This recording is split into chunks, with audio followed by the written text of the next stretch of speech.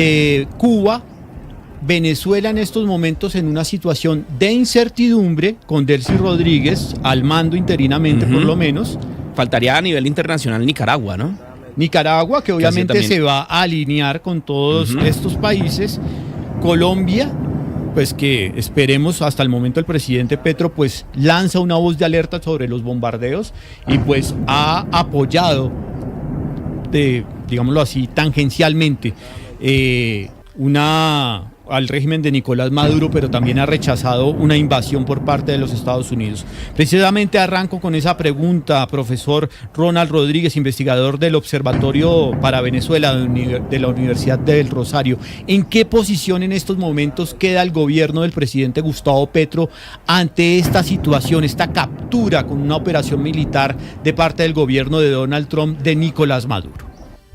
Bueno, en primera instancia decir que estamos en el peor escenario posible para Colombia frente a lo que sucede en Venezuela, en el sentido que toda dinámica de confrontación va a causar movilidad humana, va a causar migración, y en este momento Colombia es en el momento en que está menos preparado para atender flujos migratorios. Recordemos que vivimos una crisis en el Catatumbo, más de 87.000 personas han sido desplazadas por el enfrentamiento que hay entre el Frente 33 de las FARC y el ELN, lo que ha causado que la zona metropolitana de Cúcuta esté en una situación humanitaria muy compleja. La unidad de gestión de riesgo está prácticamente comprometida, sus recursos están muy golpeados por todas las lógicas de corrupción. Hace 10 años, 11 años, cuando tuvimos la crisis por la salida de nuestros compatriotas expulsados por el régimen de Nicolás Maduro, fue esta la unidad que tuvo que atender la situación de emergencia en la zona de frontera, y en ese momento pues no tienen las capacidades para hacerlo. A eso hay que sumar que la cooperación internacional ha reducido sensiblemente su papel en Colombia. Prácticamente USAID está completamente desmantelado. Las organizaciones que manejan flujos migratorios como ACNUR y OIM tienen menos del 50% de los recursos que solían tener, y hay que decirlo, el gobierno colombiano ha desarticulado toda la dinámica migratoria. En este momento no tenemos una persona responsable de flujos migratorios en Colombia, más allá de la directora de Migración Colombia, cuya función y capacidad no compete para las dinámicas de estos flujos. Entonces, en primera instancia, en materia migratoria, Colombia no está preparado para flujos migratorios en este momento. Si saliera población venezolana huyendo de posibles escenarios bélicos, Colombia no tiene la capacidad de responder en zona de frontera. No hay un plan de respuesta por parte del Estado colombiano. Más allá de la grandilocuencia de los discursos del presidente de la República, no hemos preparado un escenario para estas circunstancias, no tenemos un plan de respuesta, y en materia de seguridad muy seguramente vamos a tener complicaciones. Recordemos que el ELN particularmente ha dicho que va a defender la revolución bolivariana. Sabemos que controla la frontera en los estados venezolanos, del lado venezolano, que ha buscado un control similar del lado colombiano en los departamentos, y que muy seguramente va a ser parte de lo que prometió la revolución bolivariana, que sería su actuar en un escenario eventual como este, y es que el régimen siempre planteó que no podría derrotar militarmente a los Estados Unidos, pero que sí podría hacer una guerra de resistencia, una guerra de guerrillas, una guerra de desgaste, para que esta transición y la recuperación de la democracia en Venezuela no se pueda materializar. El propósito de la revolución bolivariana en este momento se convierte en una lógica de resistencia y de aguante, con el cual, sin lugar a duda, nosotros, al ser el vecino que comparte mayor frontera con Venezuela, nos vamos a ver seriamente complejizados, y con un gobierno que lamentablemente no ha hecho los arrestos necesarios, no ha hecho la preparación necesaria para enfrentar esta situación. Profesor Rodríguez, en estos momentos, ¿cuál es el cálculo de venezolanos en el país?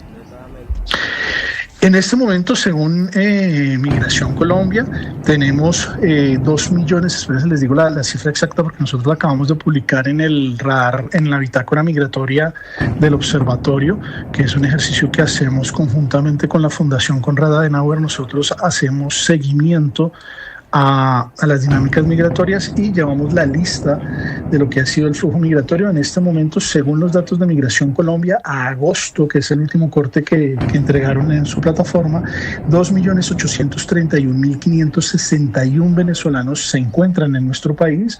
El 68,88% de ellos está regularizado por el instrumento de permiso por protección temporal, pero tenemos un número que sigue creciendo de población irregular.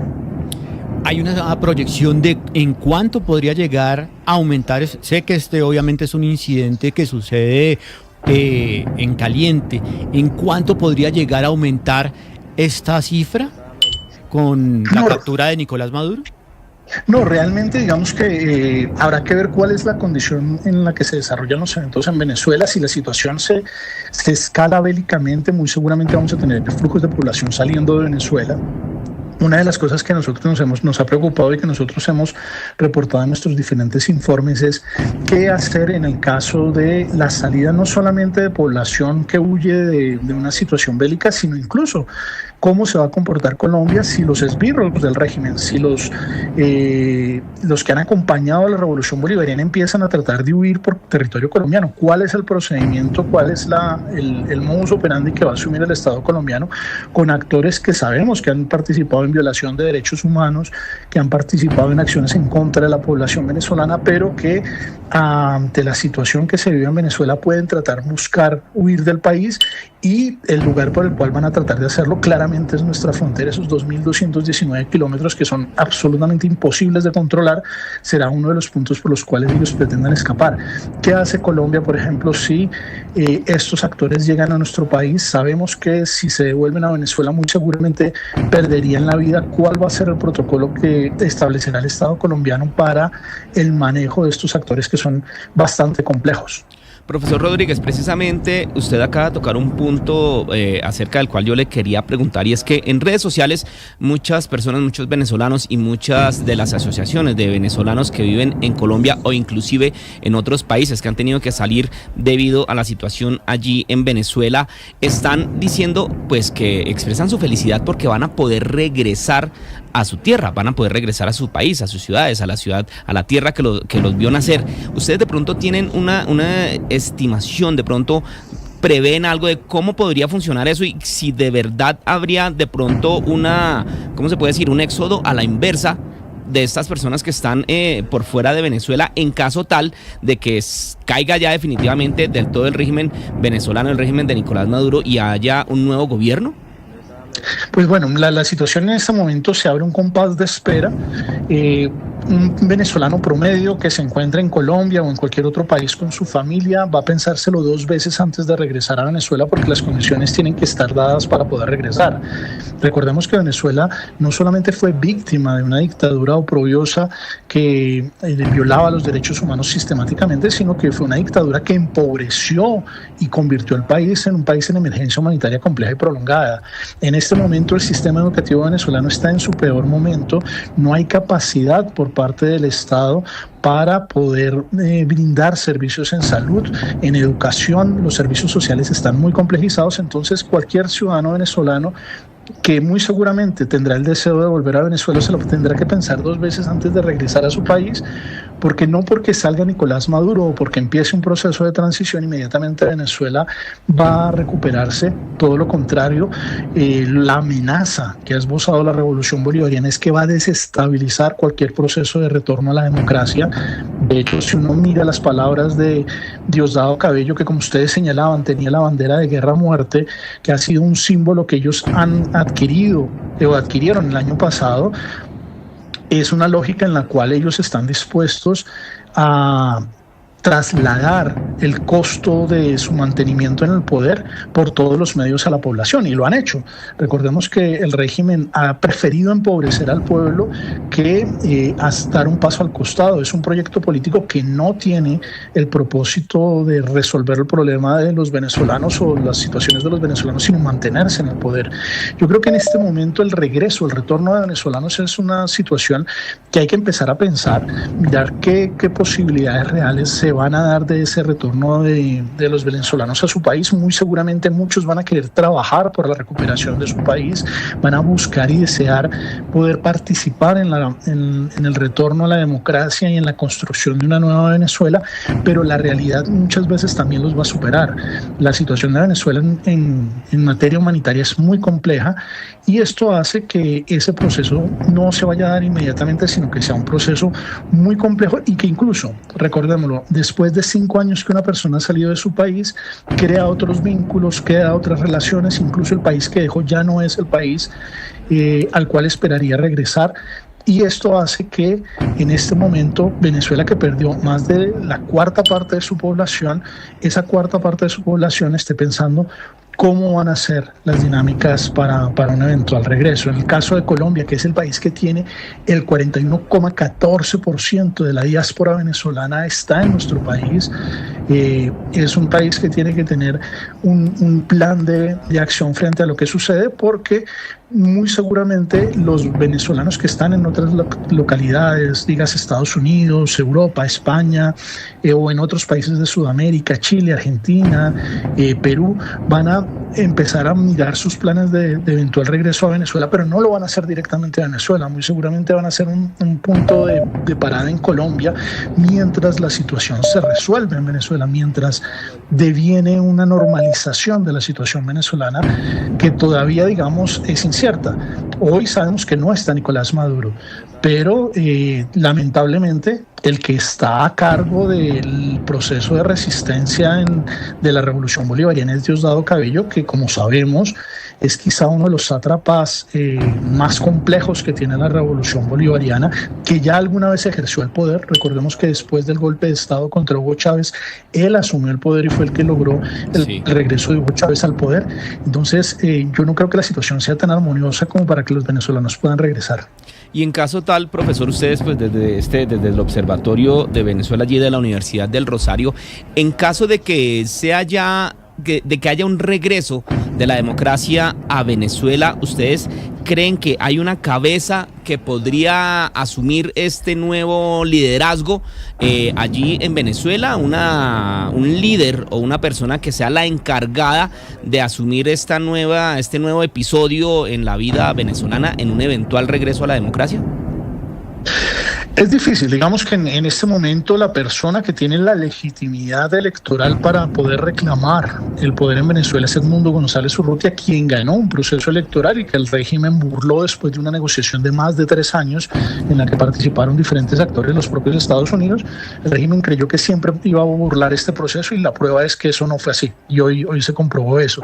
Edmundo González Urrutia tiene la legitimidad, pero la persona que tiene el liderazgo en este momento en Venezuela, sin lugar a dudas, María Corina Machado, desde el sector opositor. Ella participó en las elecciones primarias, ganó con más del 93%, no le permitieron participar en la elección, pero es legítimamente la lideresa de la oposición y la persona llamada o encargada de tener el liderazgo por el lado opositor. Por el lado chavista, que independientemente de las dinámicas de lo que significan como régimen violador de derechos humanos, que además cada vez estaban en una espiral ascendente en esa lógica de violación, es difícil saberlo, porque el chavismo no es un chavismo unificado en una sola cabeza. Nicolás Maduro era un actor transaccional, daba poder a diferentes sectores, a los militares, a los civiles, a los borichicos o a los actores que se enriquecieron con los recursos de Venezuela.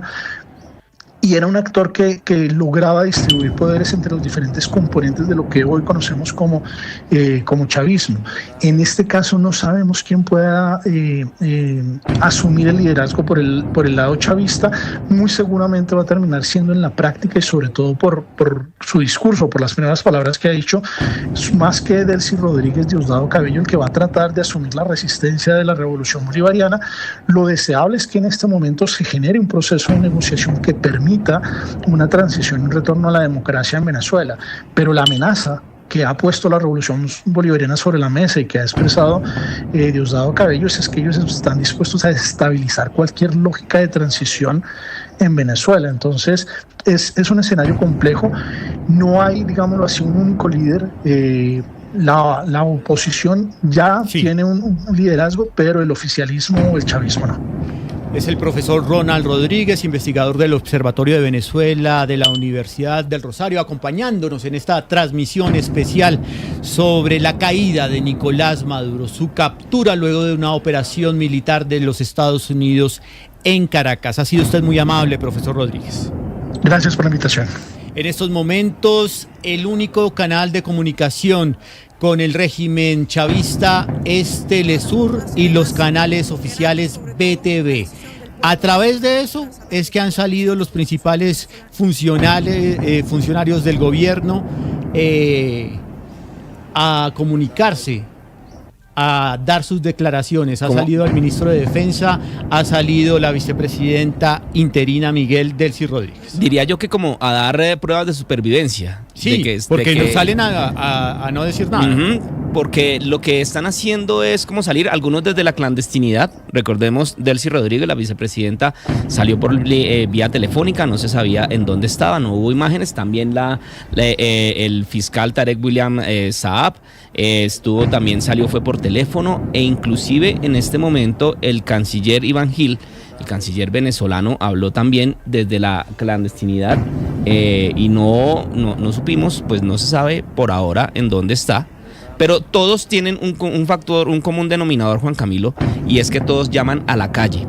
Todos están llamando al pueblo a la calle, todos están llamando al pueblo a rechazar estos operativos, este operativo por parte de los Estados Unidos en el que resultó detenido el presidente Nicolás Maduro. Y salen por teléfono. Exacto. Escuchemos transmisión de Telesur y el único contacto telefónico. Habla Tarek William Saab, fiscal general de Venezuela. En jefe y presidente de la República, Nicolás Maduro Moros, sobre lo que pudiera haber sido en un inicio una amenaza imperial, hoy se está convirtiendo en hechos de sangre, cuando víctimas inocentes han sido mortalmente heridas. La narrativa del chavismo, telefónicamente, desde la clandestinidad, escondidos, luego de este operativo militar desde los Estados Unidos, como usted dice, Miguel, a dar pruebas de supervivencia. 8 de la mañana, 1 minuto.